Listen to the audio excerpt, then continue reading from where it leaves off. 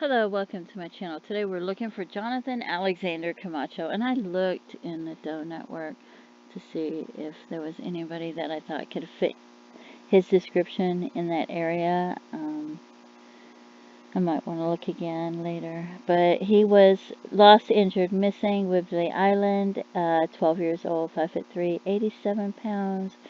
June 7th, 2000, wearing a short sleeve blue and white checkered shirt, a t-shirt, jeans, Hispanic male, brown hair, brown eyes. He was hiking with his family. They were on a vacation at Deception Pass State Park on Whidbey Island, Washington, June 7th, 2000. He apparently became separated from the group while walking along the main beach trail, and it was approximately 3 p.m., and he was last seen near an 80-foot cliff that overlooks the water at Deception Pass State Park. And they say that people have created their own little areas where they go through the brush to go and look over the cliff, and it's very slippery and very dangerous. And they had searchers discovered one of his possessions near the cliff days after he vanished, as well as disturbed earth and vegetation. And they had search dogs, and the search dogs kept going there, so they believe that's where he fell. So the authorities believe he fell from the cliff into the ocean below. His family accepted this explanation, published his obituary, and held a memorial service for him. He lived with his parents, his twin brother, and two older brothers in Draper, Utah in 2000. His family was on vacation in Washington at the time of his disappearance. He enjoyed soccer and basketball and was learning to play the viola, and he was active in the Boy Scouts and in his family's church. His body has never been found, so they do not yet have his body to bury and have a funeral with. It's been 22 years, so he would be 35 years old. And it says they don't have photos, and photos of him are unavailable, I guess, through the Charlie Project and stuff, so they just use the photos of his twin brother, which I don't see anything wrong with that. And here's 3 photos. So, and then they have a write-up on Reddit that talks about it, and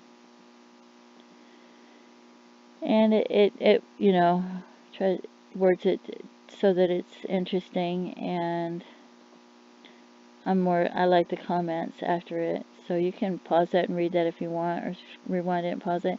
But this one says, I grew up on camping trips to this park. If it's the same trail I'm thinking of, there are unofficial off-trail spots people have created that have great views where you can go 5 or 10 feet off-trail to the edge of the cliff.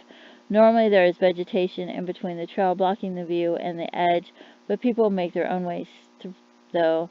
I used them as a kid. However, these spots can be very dangerous as cliff is prone to sliding away when you step on the edge. I suspect this is what happened here. Maybe he hit his head on the way down and drowned. And then they talk about the pictures and the family using the brother's photo. And this one says they live on Whidbey Island, and it's very slippery and dangerous on the trails. So when they heard about this tragic story, they believed it probably was an accident. So, yeah. And then there's more comments that you can also pause and read if you like.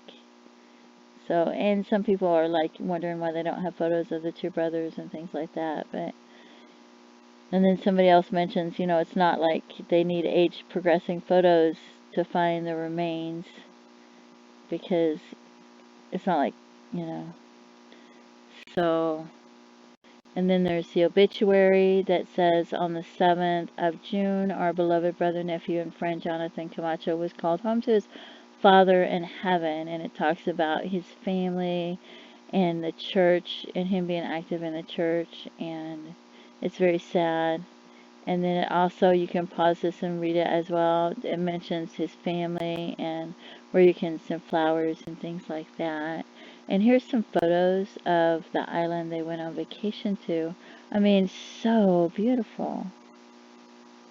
Such a beautiful place to take a vacation. And you would never think that, something like that is going to happen. You just don't expect it. You just think, oh wow, this will be a fun and beautiful place to go on vacation, right? So, and here's, they have festivals and things like that. Talks about it on Wikipedia. Talks about the climate. It talks about the island.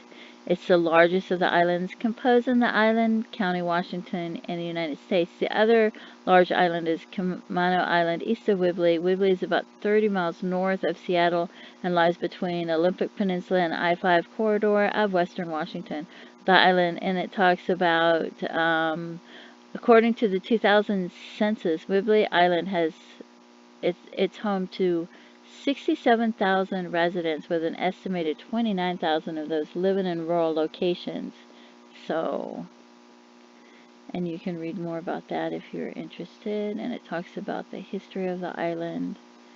And I'm sure it was just an excellent, beautiful place to go on vacation. And you think, oh, what a wonderful, happy thing to go on vacation.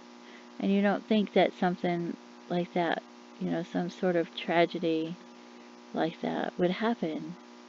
And you can see the brush and things like that. So, yeah, it's very sad. And so don't forget to stop and pray for his family, for his loved ones, for all the different lives that were touched, and how devastating this was to them. So that they, you know, and pray for them to have peace and things like that. And so I just want to thank you so much for tuning in to my channel, and hopefully they find his remains so that they can have a funeral. Have a great day. Bye-bye.